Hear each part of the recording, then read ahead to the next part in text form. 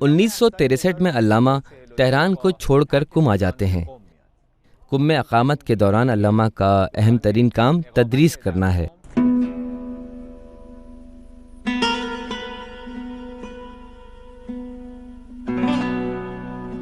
علامہ حسن زادہ آملی 1963 میں تہران سے قم منتقل ہو گئے۔ جب وہ قم منتقل ہوئے اس وقت ان کی عمر 35 سال تھی۔ انہوں نے تہران میں تقریباً جو کچھ پڑھنا چاہیے تھا پڑھ لیا۔ تہران میں تعلیم حاصل کرنے میں سخت محنت نے انہیں علمی میدان میں بہت مضبوط بنیادیں فراہم کر دی تھیں۔ قم میں ان کا آنا صرف آخری اعلیٰ دینی درجات کو حاصل کرنے کی خاطر تھا اور گویا ایسے نظریات کی تکمیل کے لیے تھا جسے فلسفہ و عرفان کہا جا سکتا ہے۔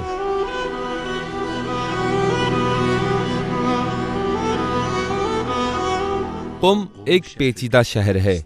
اس کا ایک ظاہر ہے جس میں بہت سے دینی طالب علم نظر آتے ہیں۔ ائمہ دین کے زمانے سے قم ایک دینی مرکز کی حیثیت اختیار کر چکا تھا۔ اس بات کے شواہد ملتے ہیں کہ ائمہ معصومین علیہم السلام کے بہت سے اصحاب اس شہر میں آ کر سکونت پذیر ہوئے اور انہوں نے اپنے شاگردوں کی تربیت کی۔ بعد کے زمانے میں بھی وقتاً فوقتاً کئی ایک اہم علماء دین قم میں رہائش پذیر رہے ہیں۔ شاید ان میں سے سب سے اہم شیخ صدوق اور صدر الدین شیرازی المعروف ملا صدرہ ہیں۔ لیکن سب سے اہم واقعہ اس وقت قم میں پیش آیا جب شیخ عبدالکریم حائری یزدی نے 1300 ہجری میں حوزہ علمیہ قم کو تاسیس کیا۔ انہوں نے تعلیمی آشفتہ حالت اور جمود کی فضا میں تبدیلی کی کوشش کی۔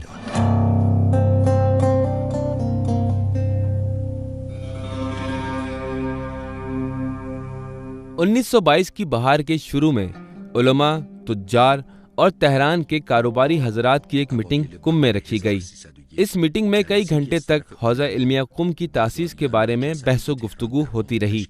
آخر کار حتمی فیصلے کے لیے آیت اللہ العظمیٰ حائری کا انتخاب کیا گیا۔ قم کے علماء و بزرگان اور آیت اللہ العظمیٰ حائری نے حوزے کی تاسیس پر اصرار کیا۔ نیز قم کے بعض کاروباری افراد نے بھی حوزہ علمیہ کے لیے مالی تعاون کی یقین دہانی کرائی۔ دوسرے دن صبح آیت اللہ العظمیٰ حائری حضرت معصومہ قم سلام اللہ علیہا کے حرم میں نماز فجر ادا کرنے کے بعد دعا کے لیے کھڑے ہوئے۔ دعا کے بعد استخارہ کیا اور خود کو مشیت الہی کے حوالے کر دیا۔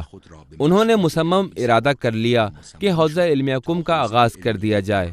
اس سلسلے میں انہوں نے شہر عراق سے اپنے شاگردوں کو قم آنے کی دعوت دی۔ ان ابتدائی سالوں سے ہی قم آئندہ کے دینی و سماجی اہم واقعات کے لیے آمادہ ہونا شروع ہو گیا تھا۔ لوگوں کی سادہ رفت و آمد کے پیچھے ان گلی کوچوں میں اہم واقعات رونما ہونے لگے۔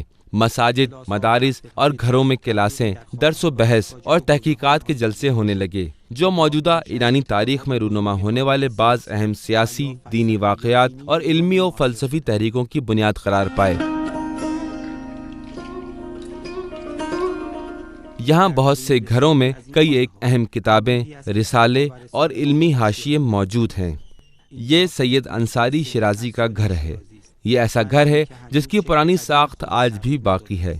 اس گھر میں طویل عرصے تک ایران معاصر کے فلسفے پر محافل اور دروس کا سلسلہ جاری رہا ہے، جس میں ڈاکٹر دینائی، علامہ جوادی آملی، علامہ حسن زادہ آملی اور کچھ دوسرے افراد صاحب تفسیر المیزان علامہ طباطبائی کے پاس فلسفہ پڑھا کرتے تھے۔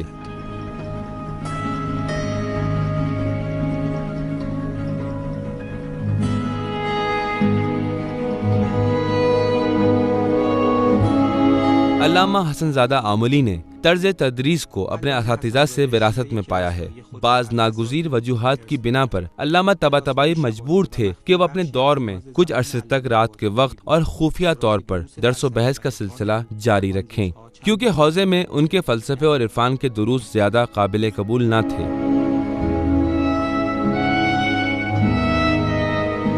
کہا جاتا ہے کہ علامہ طباطبائی مجبور تھے کہ وہ خفیہ طور پر اور لوگوں کی نظروں سے اوجھل فلسفہ و عرفان کے اپنے دروس کہیں۔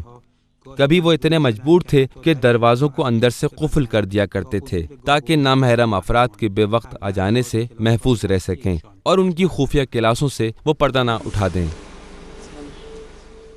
بیان کی گئی باتوں کے مطابق علامہ طباطبائی کے دروس جن میں وہ ملا صدرہ کی اسفار پڑھایا کرتے تھے بہت ہی خاص تھے۔ ان دروس میں شرکت کرنے والے افراد جنہیں علامہ نے خود انتخاب کیا تھا، علامہ کی ہدایت کے مطابق کسی ایک طالب علم کے گھر میں اکٹھے ہو جایا کرتے تھے۔ ان دنوں میں ظاہراً زیادہ تر دروس حرم کے نزدیک جناب سید انصاری شیرازی کے گھر میں ہوا کرتے تھے۔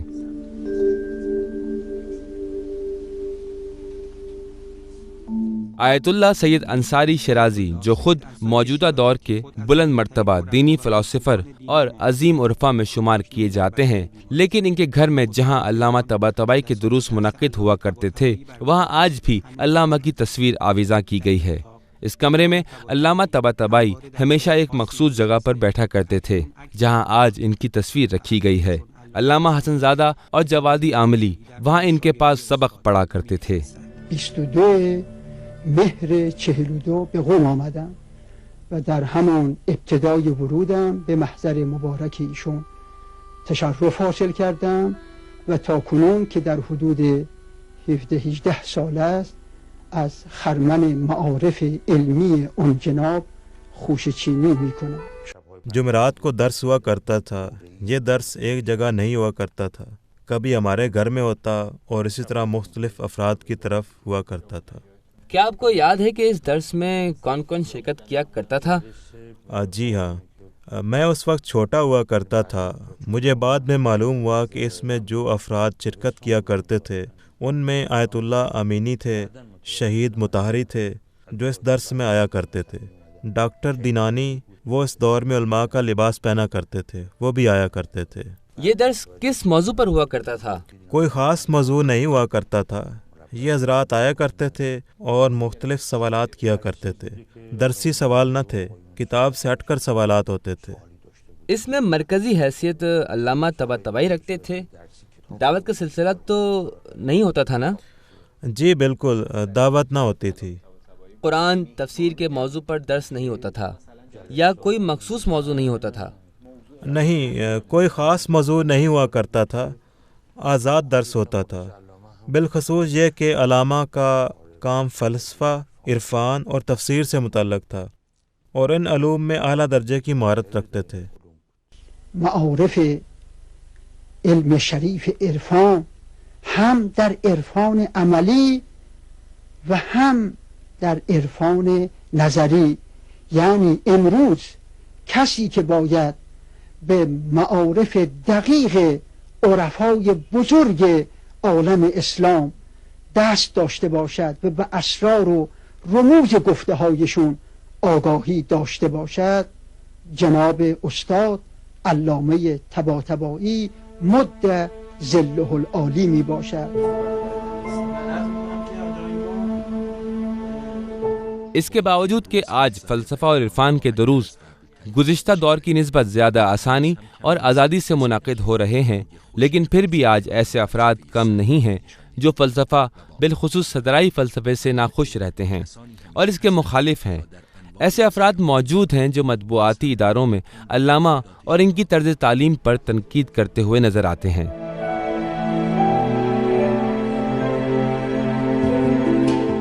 اگرچہ علامہ حسن زادہ آملی نے قم میں آتے ہی اپنے درس و بحث شروع کر دیے تھے، لیکن ان کی زیادہ تر کلاسیں خفیہ اور مخصوص ہوا کرتی تھیں۔ تقریباً 20 سال تک یہی طریقہ کار چلتا رہا۔ وہ اس عرصے میں قم کے علاوہ آمل میں بھی مسلسل دروس کہتے رہے ہیں۔ علامہ حسن زادہ کے ان مخصوص دروس کا مجموعہ آج مختلف کتب کی صورت میں سامنے آ چکا ہے۔ بعض کتب بہت ہی اہم ہیں، جیسے کتاب معرفت نفس۔ یہ کتاب ان کے دروس کا ماحصل ہے جو انہوں نے آمل میں اپنے چند ایک دوستوں کے پاس کہے تھے۔ ان کی خصوصی کلاسیں کبھی ایک ہی شاگرد کی موجودگی میں ہوا کرتی تھیں اور کبھی رات گئے وہ درس کہا کرتے تھے۔ ایسے ہی کلاسوں کا ایک اور ماحصل کتاب محی الدین عربی کی کتاب فصوص الحکم پر لکھی گئی ایک شرح ہے۔ شاگردوں کی تربیت کرنے میں ان کا ایک اہم طرز عمل یہ تھا کہ بسا اوقات طالب علم ان کے پاس رات ٹھہر جایا کرتے تھے اور استاد ان کی عملی طور پر تربیت کیا کرتے تھے، حتیٰ کہ ہماری آج کی رائج تقسیم بندی کے مطابق بالکل معمولی شاگرد بھی اس میں شامل ہوا کرتے تھے۔ وہ کبھی دن میں کبھی رات میں ان سے درس پڑھتے، کچھ شاگرد بعد ظہر ان سے درس پڑھتے تھے۔ انہوں نے ملا حسین قلی ہمدانی رحمۃ اللہ علیہ کے طرز عمل کو اپنی عملی زندگی میں اختیار کیا تھا۔ ایک درس بعد از ظہر پڑھاتے تھے، دن میں پڑھاتے تھے۔ ان کا ایک درس ابتدائی شب مغرب عشاء کی نماز کے بعد ہوا کرتا تھا۔ ایک اور اہم درس جس کا مجموعہ یہ کتاب ہے وہ آدھی رات کے بعد سحر کے قریب ہوا کرتا تھا۔ اس کا مجموعہ محی الدین ابن عربی کی کتاب پر یہ کتاب ممد الہمم فی شرح فصوص الحکم ہے۔ حقیقت میں یہ تفسیر قرآن کریم ہے جس کا درس آدھی رات میں دیا کرتے تھے۔ 1984 میں علامہ نے فیصلہ کیا کہ قم میں عمومی دروس کا سلسلہ شروع کریں۔ اس سے پہلے ان کے دروس خاص شاگردوں تک محدود رہتے تھے، لیکن اس سال سے انہوں نے عمومی دروس شروع کر دیے۔ ان میں سے زیادہ تر درس مسجد سعادت اور مسجد معصومیہ قم میں منعقد ہوا کرتے تھے۔ علامہ کے شاگردوں کی دوسری نسل اسی گروہ سے تعلق رکھتی ہے۔ اس دور میں علامہ خاص طور سے جو درس کہا کرتے تھے ان میں درس شفا تھا، اسفار کا درس تھا، لیکن اس وقت تک ہم کچھ خاص نہیں پڑھ چکے تھے، اس اہل نہیں تھے کہ ان دروس میں شرکت کرتے۔ پھر 1984 میں جب اشارات کا درس شروع ہوا، اس وقت تک ہم اتنا پڑھ چکے تھے کہ جناب استاد کے درس میں شرکت کر سکیں۔ ہم 1976 میں حوزہ میں داخل ہوئے، اس لیے 1984 میں ہم آمادہ تھے کہ جناب استاد کے درس میں شرکت کریں۔ علاوہ ازیں 1984 میں انہوں نے عمومی دروس کا سلسلہ بھی شروع کر دیا تھا۔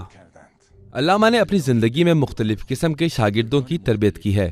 علامہ کے شاگردوں میں عام لوگ بھی موجود ہیں اور حوزہ علمیہ کے طالب علم بھی ہیں۔ ان کے باقاعدہ طلبہ بھی دو قسم کے ہیں۔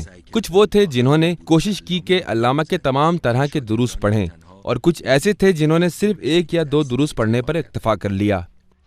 اگرچہ علامہ کے شاگردوں کے بارے میں آسانی کے ساتھ اظہار رائے نہیں کی جا سکتی، لیکن اتنا کہا جا سکتا ہے کہ علامہ کے شاگرد کی خصوصیت ان کا مختلف اقسام کا ہونا ہے۔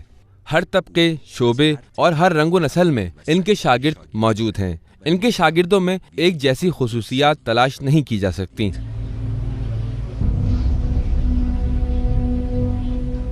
میں نے اسفار کا باب نفس سے اسفار ان کے پاس پڑھا ہے۔ یہ دروس مسلسل ہوا کرتے تھے یا یہ غیر منظم دروس تھے؟ نہیں، منظم ہوا کرتے تھے۔ مدرسہ سعادت جو کہ قم میں ایک چھوٹا سا مدرسہ تھا، اس میں مسلسل اور منظم طور پر صبح تقریباً 7:15 بجے سے 7:30 یا 7:45 بجے تک ان کے اسفار پر دروس ہوا کرتے تھے۔ جی وہ ایک چھوٹا مدرسہ تھا، وہاں لوہے کی سیڑھیاں تھیں، ادھر اوپر ایک کلاس روم تھا جہاں بہت کم شاگرد، تقریباً 12 یا 13 افراد تھے جو درس پڑھنے آیا کرتے تھے۔ میں اپنے کام پر جانے سے پہلے درس میں شرکت کیا کرتا تھا۔ اس دور میں شہر قم کی عدالت کے اندر میں سب سے زیادہ کم عمر جج تھا۔ میں پینٹ شرٹ پہنے، ٹائی لگائے ہوئے دفتر جانے سے پہلے ان کی خدمت میں جایا کرتا تھا اور ان کے درس کو سنا کرتا تھا اور بعد میں اپنے کام پر چلایا جایا کرتا تھا۔ اس درس میں باقی جتنے بھی افراد تھے وہ سب طالب علم تھے؟ صرف ایک آپ دینی طالب علم نہیں تھے؟ جی سب طالب علم تھے، صرف میں طالب علم نہ تھا۔ علامہ بہت عمدہ نامہ نگاری کیا کرتے تھے۔ معمولاً ہر وہ فرد جو انہیں خط لکھا کرتا تھا وہ اسے تفصیلی جوابی خط تحریر کیا کرتے تھے۔ ان میں سے بعض خطوط ایک کتاب نامہ ہا و برنامہ ہا شائع کیے گئے ہیں۔ یہ خطوط آج روحانی نصایح بن چکے ہیں۔ علامہ نے ان میں نصیحت بھرا انداز اپنایا ہے۔ ان میں سے ایک خط ڈاکٹر حسن امین ایران شناس معاصر کے نام ہے۔ وہ جب تعلیم حاصل کرنے کے لیے لندن جا رہے تھے، انہوں نے علامہ کو ایک خط لکھا تھا جس میں انہوں نے علامہ سے نصیحت کرنے کی درخواست کی تھی۔ اس کے جواب میں علامہ نے انہیں لندن خط لکھا تھا۔ افسوس ہے کہ اصل خط نہیں مل سکا، لیکن شائع ہونے والا نسخہ کتاب میں موجود ہے۔ اس خط کو لکھے ہوئے کتنے سال گزر چکے ہیں؟ کب یہ خط لکھا گیا؟ وہ معمولاً خط کی آخر میں تاریخ لکھا کرتے تھے۔ بہت طویل خط ہے۔ جی یہ خط انہوں نے 1973 میں لکھا تھا۔ پہلے صفحے میں فرماتے ہیں کہ حیرانی ہے کہ وہ طائر قدسی میرے جیسے پرندے جس کے بالوں پر ٹوٹ چکے ہیں، آنکھ بند اور پاؤں بندھے ہوئے ہیں، سے دستور عمل چاہ رہا ہے، جس کے ذریعے وہ قرب خداوند کی بلندیوں کو پانا چاہتا ہے۔ ایسا ہی لکھا ہے۔ زیادہ تر بعض اشعار لکھے ہیں، چند ایک آیات قرآن کا ذکر بھی کیا ہے، اور بعض روایات ہیں، نیز یہ کہ ان سب کو آپس میں ربط دیا ہے۔ جی ایسا ہی ہے. آپ اجازت دیں کہ میں یہ جملہ پڑھ کر سناؤں. جناب من، صدق و اخلاص کی پیشانی کو دوست کی درگاہ پر رکھو اور تہہ دل سے کہو میں آ گیا. اگر پوچھیں یہاں کیوں آئے ہو، کہو کہاں جاؤں اور کس دروازے کی طرف رخ کروں. یہی راستہ ہے اور دوسرا کوئی راستہ نہیں. یہی دروازہ ہے اور دوسرا کوئی دروازہ نہیں ہے.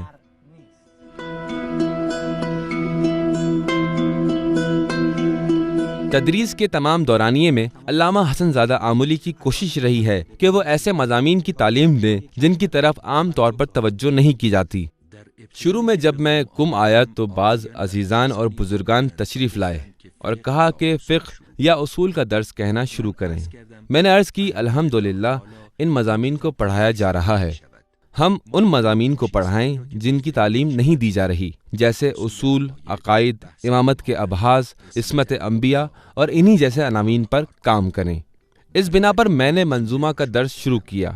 3-4 دور منظومہ کا درس کہا، 4 دور اشارات اور 1 دور اسوار کا درس کہا. ان میں تقریباً 14 سال کا عرصہ گزر گیا. شرح فصوص قیصری کے 4 دور، شرح تمہید القواعد کے 4 دور اور مصباح الانس کا 1 مکمل دور کیا. علاوہ ازیں تقریباً 17 سال تک ریاضی اور فزکس کی تعلیم دی ہے، جس میں وقت اور قبلے کے مسائل ہیں، فزکس کے تمام مسائل ہیں اور ریاضی کے بہت سے مسئلے بیان ہوئے ہیں. عملی طور پر کتنے گھنٹے قبلہ محترم دروس روزانہ کہا کرتے تھے؟ جب ان کی طبیعت ٹھیک تھی تو اس وقت صبح سے درس کہنا شروع کرتے تھے اور زور تک مسلسل درس کہتے تھے. اسی زور کے بعد جب یہ سلسلہ چلتا رہتا تھا، ان آخری دنوں تک جب ابھی انہیں دل کا مسئلہ نہیں ہوا تھا، دل کی دھڑکن غیر منظم ہو گئی تھی، دھڑکن تیز ہو جایا کرتی تھی اور پھر وہ درس نہیں کہہ سکتے تھے. جمعرات کو حتیٰ جمعرات کے علاوہ بھی حوزے کی چھٹیوں میں فزکس اور ریاضی کا درس کہتے تھے. میبینی یه جرقه، یه بارقه، یه اخگری، یه چیزکی، یه نوری، یه حرف حسابی تو این، ولی خواب همون یک کلمه است. حرف حسابی همون یکیه. بعد معبر میگه آقا اونه، بقیه از قص و احلامه. بله خواب اونطور، اونی که از جانب اله اینطور پشت بدهن اینطوری نیست، اونها از خودت بود. این یه تیکه حرف مسئله. بله حالا این هایی را که در مکاشفات حالاتش اینها میبیند مییابد و بعد میگیم که معیار داره، بی معیار نمیشه. همونطوری که علوم نظری را به قیاس عرضه میدارید، همونطوری که حروف صحیح را از زائد به فا و عین و لام عرضه میدارید، همونطوری که استواری و انحنای دیوار را به شاغول عرضه میدارید، همونطوری که در هر فن در هر علم میزان هست، اینجا هم میزان داریم که حرف سنج است و اون قرآن کریم است که حق رو از باطل و تمیز میدهد و انسان کامل است که نحن الموازین القسط.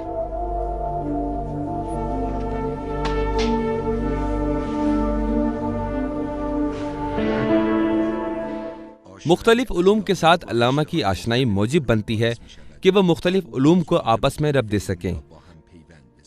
فلسفے کے موضوعات کو ریاضی کے عناوین کے ساتھ جوڑنا اور دوسری طرف فلسفے کے مسائل کو عرفان و ادبیات سے ربط دینا علامہ کی نمایاں خصوصیات میں سے ایک ہے. وہ مادی ظواہر کو فلسفہ و عرفان اور دین کی نگاہ سے بھی دیکھ سکتے ہیں.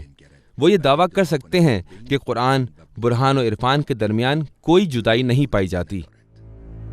اگرچہ علامہ نے اپنی پہلی کتاب تہران میں اور علامہ شیرانی سے تعلیم حاصل کرنے کے دوران تحریر کی تھی، جو کہ زبان عربی سیکھنے کے لیے ایک آسان اور سادہ کتاب ہے، لیکن ان کی زیادہ تر کتب قم میں اقامت کے دوران منظر عام پر آئی ہیں. علامہ نے زیادہ تر اپنا وقت قم میں اسی کمرے میں اور اپنی بہت سی کتابوں کے درمیان گزارا ہے. کمرے میں ان کے اساتذہ کی کئی ایک تصاویر دکھائی دیتی ہیں. اس کمرے میں قطب نما بھی موجود ہے جس سے وہ کام کیا کرتے تھے، اور یہ علامہ شیرانی کی نشانی بھی ہے. علامہ نے 190 سے زائد عناوین پر کئی ایک مقالے، کتب اور مضامین تحریر کیے ہیں. ان میں سے بہت سی کتب گزشتہ کتابوں کی شرح ہیں، بعض ترجمے اور توضیحات ہیں۔ اس کے علاوہ کئی ایک موضوعات ایسے ہیں جو خود علامہ کی اپنی تالیفات ہیں۔ اس قدر تصنیفات اور تالیفات جو کہ مختلف علوم پر ان کے تسلط کی علامت ہیں، لیکن اس کے باوجود بھی علامہ اپنی کوششوں سے مطمئن نہیں ہیں۔ وہ خود الہی نامے میں لکھتے ہیں کہ تکوینی اور تدوینی کتب میں ایک زندگی غرق رہنے کے بعد آج تک ایک بھی حرف کو سمجھنے میں کامیاب نہیں ہو سکا۔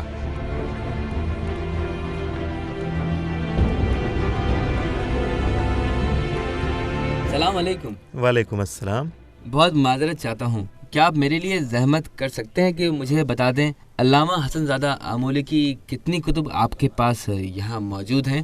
119 جلد کتابیں تقریباً یہاں موجود ہیں۔ بہت عمدہ۔ علامہ کی تقریباً 120 کتابیں آپ کے پاس موجود ہیں۔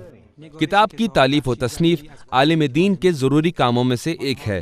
وہ اپنی زندگی کے زیادہ تر حصے کو تعلیم حاصل کرنے اور پھر کتب کی کئی بار شرح کرنے میں اپنا وقت صرف کرتے ہیں۔ علماء دین بار بار قرآن اور نہج البلاغہ کی شروح لکھتے ہیں، علاوہ ازیں دوسری علمی اور دینی کتب پر بھی شرح لکھتے ہیں۔ مغربی زبان شناس افراد نے زبان کے بارے میں جو کچھ کہا ہے، ان سے بہت پہلے علماء ان باتوں کو عمل میں لے آئے ہیں تاکہ زندگی کی آئیڈیالوجی جلد از جلد میدان عمل میں آ جائے۔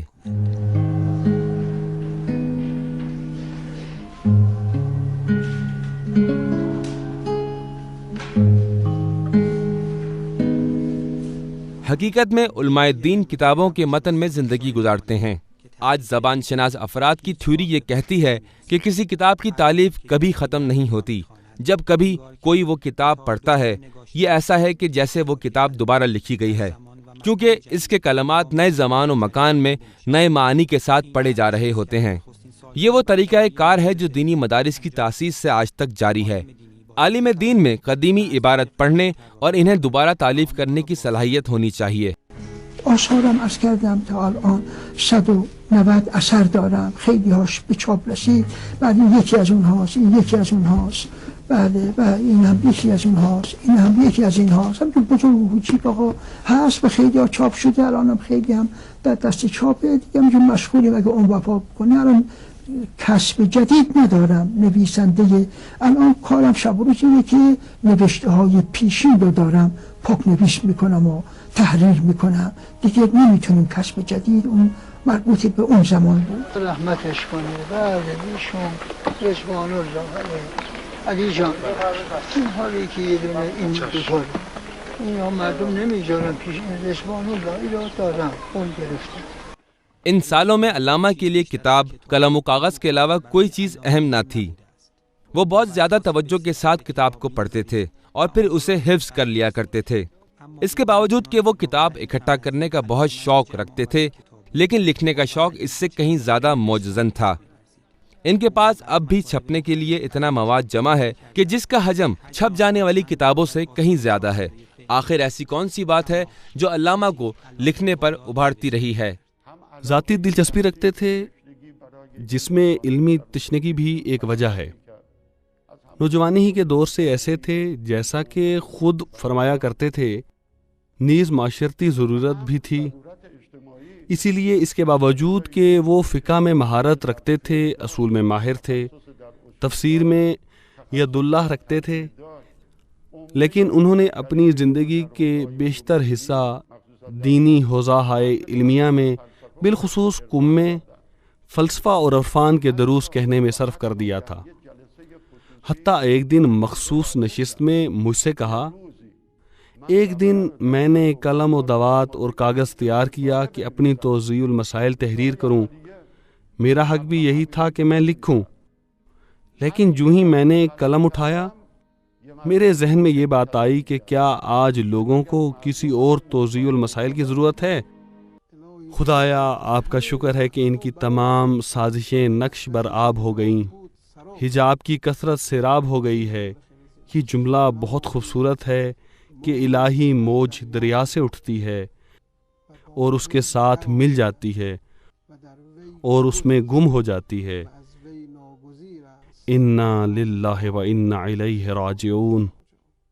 مختلف علماء خود ہی اپنی کتابیں لکھا کرتے تھے، احتمالاً اپنے ہاتھ سے۔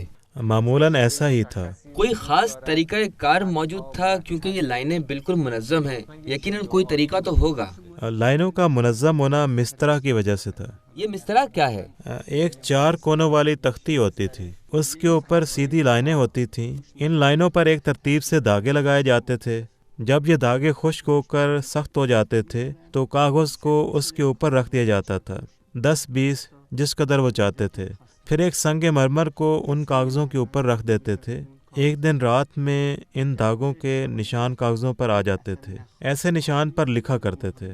یہ مرشی نجفی کتب خانہ ہے، خطی نسخوں کے اعتبار سے اسلامی دنیا کا تیسرا بڑا کتب خانہ۔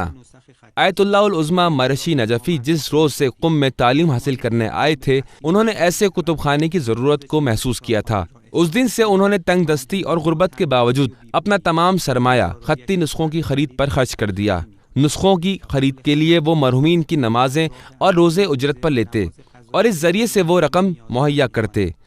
اس لیے ان میں سے کچھ کتابیں ایسی ہیں جن کے لیے انہوں نے کئی دن روزے رکھے یا بہت سی نمازیں پڑھی ہیں۔ آج یہاں مختلف موضوعات پر 60,000 خطی نسخے جمع ہو چکے ہیں۔ ان نسخوں کو دیکھنے کے بعد ایک دفعہ پھر اسکندریوں اور ایران میں چنگیزیوں کے ہاتھوں جلائے جانے والے کتب خانوں کا داغ ہمارے سینوں پر تازہ ہو جاتا ہے۔ کہ انہوں نے کس قدر اہم خزانے کو تباہ و برباد کر دیا۔ سب سے قدیمی نسخہ جو یہاں موجود ہے کتنے سال پرانا ہے؟ اگر قرآن کے حوالے سے بات کریں تو 2 صدی ہجری کے پہلے 50 سال کے دوران کا ایک نسخہ یہاں موجود ہے، تقریباً 1300 سال پہلے کا ہے۔ کیا یہ مکمل قرآن کا نسخہ ہے؟ نہیں، مکمل نہیں ہے۔ قرآن کریم کا اکثر حصہ موجود ہے۔ پہلے 50 سال کس کے؟ امام محمد باقر علیہ السلام کے دور کا ہے۔ اگر علماء کے خطی نسخے کی بات کریں تو جناب شیخ طوسی کے دست مبارک سے لکھی ہوئی تحریر بھی موجود ہے۔ یعنی کتنے سال پہلے؟ 1000 سال پہلے کی بات ہے۔ ان کی وفات سے 5 سال پہلے کی تحریر ہے۔ اچھا، یعنی تقریباً 1000 سال پہلے۔ جی، کتاب لکھی گئی ہے، انہوں نے دیکھی ہے، ان کی اپنی کتاب تبیان ہے، لیکن کاتب کوئی اور شخص ہے اور اس نے ان کی کتابوں کو لکھا ہے۔ انہوں نے ابتدا سے انتہا تک کتاب کو پڑھا ہے اور پھر صحت کتاب کی تائید کی ہے۔ تائید کی ہے؟ جی، تائید کی ہے۔ کتب خانے کا ہونا علماء دین کی ایک اہم ضرورت رہی ہے، شاید کہا جا سکتا ہے کہ ان کی دلچسپی کا ایک اہم عنصر ہے۔ علامہ کے پاس بے نظیر قسم کے خطی اور قدیمی و سنگی چھاپ کے کتابوں اور رسالوں کا ایک بہت بڑا مجموعہ موجود تھا۔ خود علامہ کہتے ہیں کہ کبھی ایک کتاب کو حاصل کرنے کے لیے بہت زیادہ زحمت اٹھانی پڑی اور بہت زیادہ رقم ادا کرنا پڑی۔ علامہ کی رہائش گاہ منتقل ہونے کی وجہ سے اب علامہ کی کتب تک رسائی یا انہیں دیکھنے کا امکان نہیں ہے۔ علامہ اپنی تالیفات کو اپنے ہاتھوں سے خوش خط لکھتے ہیں۔ علامہ اور ان کے قریبیوں کے بقول گزشتہ چند برس سے علامہ زیادہ وقت اپنی تحریرات کی بازنویسی کرنے اور کتابوں کو منظم کرنے پر صرف کرتے ہیں۔ انہوں نے کتاب 1001 باتیں میں خطاطی کتابت کے بارے میں تفصیل سے لکھا ہے۔ وہ بعض خاص حالات و شرائط میں اور خاص آلات کے ساتھ لکھنے کو اہمیت دیتے ہیں۔ وہ اس بات پر معتقد ہیں کہ لوہے کی قلم یا لکڑی کی قلم سے لکھے گئے مطالب کی فہم میں بھی فرق آ جاتا ہے۔ وہ کہتے ہیں کہ لکھائی الفاظ اور عبارات کو ایک متوازن حد کے اندر رکھنے کا کردار ادا کرتی ہے، جس طرح علم عروض شعر کی حدود کا تعین کرتا ہے اور اسے ایک چار چوب سے باہر نکلنے نہیں دیتا، جیسے علم صرف و نحو زبان کا دستور ہے اور اسے حدود کے درمیان رکھتا ہے۔ اسی طرح تحریر لکھنے کے بھی آداب ہیں جو حروف و کلمات کو ان کی حدود کے اندر رکھتے ہیں۔ کیا آج کے دور میں جب ہم سب کمپیوٹر کے ذریعے ایک ہی طرح سے لکھتے ہیں، حروف و کلمات کے آداب کا خیال رکھا جاتا ہے؟ ایک مرتبہ ہمارے گھر تشریف لائے، نہیں معلوم کوئی مجلس تھی یا کوئی اور محفل تھی۔ میرے والد صاحب قید حیات میں تھے۔ وہ جانتے تھے کہ میں پرانی کتابیں اکٹھی کر رہا ہوں۔ انہوں نے مجھ سے کہا ایک کتاب کم سے گئی ہے اور ظاہر ہے اور ظاہراً ایران سے باہر چلی گئی ہے۔ میرے افسوس اور غصے سے بری حالت ہو رہی ہے۔ اس میں ابن سینا اور فارابی وغیرہ کے رسالے جات کا ایک مجمع ہے۔ اس میں 80 رسالے موجود ہیں جو کہ ایک جلد میں ہیں۔ اسے خرید لیا گیا ہے اور کہیں لے گئے ہیں، نہیں معلوم کہاں لے گئے ہیں۔ جب میں نے اس کی خصوصیات کے بارے میں باریک بینی سے سوال پوچھے تو میں نے کہا جناب آپ کے لیے ایک خوشخبری ہے، کہنے لگے کیا؟ میں نے جواب میں بتایا وہ کتاب ابھی ہمارے لائبریری میں موجود ہے، ہم نے واپس خرید لی ہے۔ مجھے یاد ہے وہ خوشی سے پھولے نہ سمائے، اپنی جگہ سے اٹھے اور میرے ماتھے پر بوسہ دیا۔ کہنے لگے جزاکم اللہ خیر الجزا۔ کہا آج کیا خبر مجھے دی ہے؟ اتنی اچھی خبر مجھے دی ہے۔ بعد میں جب تشریف لائے تو میں گھر آنے کی دعوت دی تو کہنے لگے نہیں، میں لائبریری کے لیے آیا ہوں، اور پھر انہوں نے اس کتاب سے استفادہ کیا۔ تقریباً 1 گھنٹہ یہاں بیٹھے رہے۔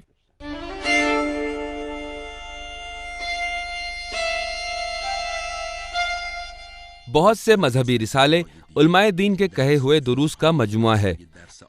اگرچہ بحث و دروس کا یہ طریقہ کار اور طلباء کا رد عمل اور کسی ایک موضوع پر شرح و تفصیل کے ساتھ سوالات اس موضوع کو کھولتے ہیں اور قابل توجہ ہیں، لیکن اس سب سے اہم اعتراض یہ ہے کہ اس کی وجہ سے علماء دین اس موضوع کو لکھنے پر بہت کم وقت صرف کرتے ہیں۔ علامہ کی بہت زیادہ تصنیفات ہیں، لیکن آج بھی ان کے بہت سے کہے ہوئے دروس علم ریاضی اور نجوم کے دروس چھپنے کے لیے تیار نہیں ہو سکے، جبکہ دوسری طرف ان دروس کے بند ہو جانے کی وجہ سے عملی طور پر ان دروس کے چھپنے کا امکان ختم ہو گیا ہے۔ اپنی تصنیفات کی سیر علمی کے بارے میں ان کی ایک رائے تھی۔ اس سلسلے میں دروس معرفت نفس کو پہلی کتاب قرار دیتے ہیں۔ دوسری کتاب کے بارے میں یہ ہے کہ میں ایک جگہ درس پڑھاتا تھا، میں نے کہا قبلہ یہ لوگ دروس معرفت نفس کو پڑھ چکے ہیں، اب ہم کون سی کتاب پڑھیں؟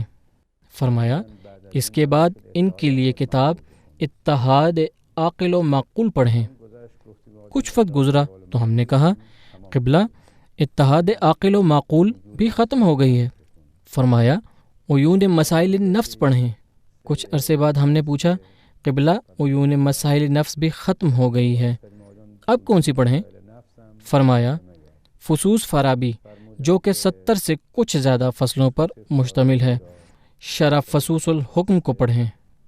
یہ علمی سفر تھا جو ان کی اپنی کتابوں کے بارے میں تھا، اور یہ انہوں نے خود مجھے فرمایا تھا۔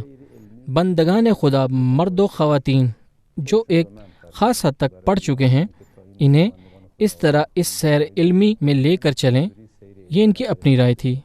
انہوں نے اسفار کو پڑھنے کے ضمن میں نفس کا محاسبہ کرنا عرفا کے نزدیک کیسا ہے، فلسفیوں کے ہاں کیا ہے، اور شیعہ ائمہ معصومین کی روایات اور احادیث میں کیا ہے، ان میں پائی جانے والی مطابقت اور ان پر ایک طبیقی مطالعہ پیش کیا۔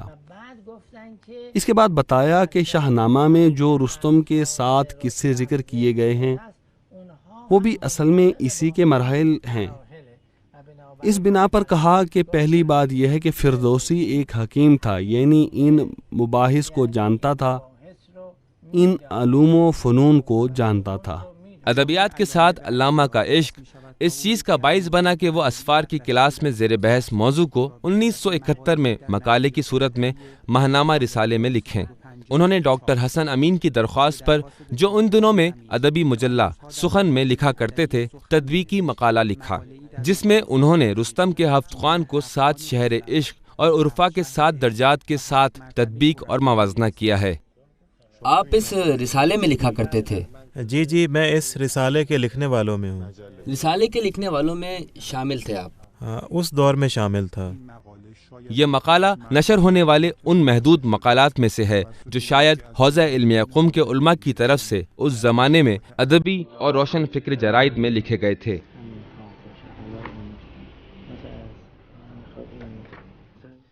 تقریباً 1973۔ جی غالباً ایسا ہی ہے۔ اسی بارے میں ہے؟ جی اسی بارے میں ہے۔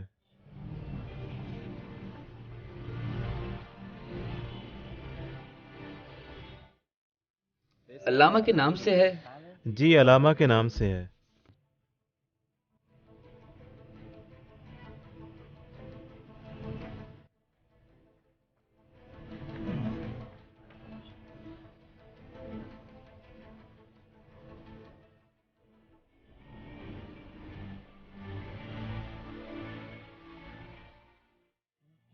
یہاں موجود ہے، صفحہ 783 پر ہے۔ 7 خان رستم، تحریر حسن زادہ آملی، استاد حوزہ علمیہ کم۔ کس سال کا ہے یہ جو آپ کو ملا ہے؟ اس کی صحیح تاریخ کیا ہے؟ اس کی تاریخ 1975 ہے جس میں یہ چھپا ہے۔ 1974 بھی ہے، بہت ہی قابل قدر ہے۔ یہ دیکھیں، لکھا ہے حسن زادہ آملی، استاد حوزہ علمیہ کم۔ کیا ہفت خان رستم کا معنی صرف ظاہری ہے یا ہمارے حالات کی تشریح ہے؟ اگر اسے آخر تک سنو گے تو اس میں ہے کہ لوٹ مار کرنے والے، جادوگروں اور بھوتوں سے مقابلہ کرو، جو کہ جہاد بن نفس ہے۔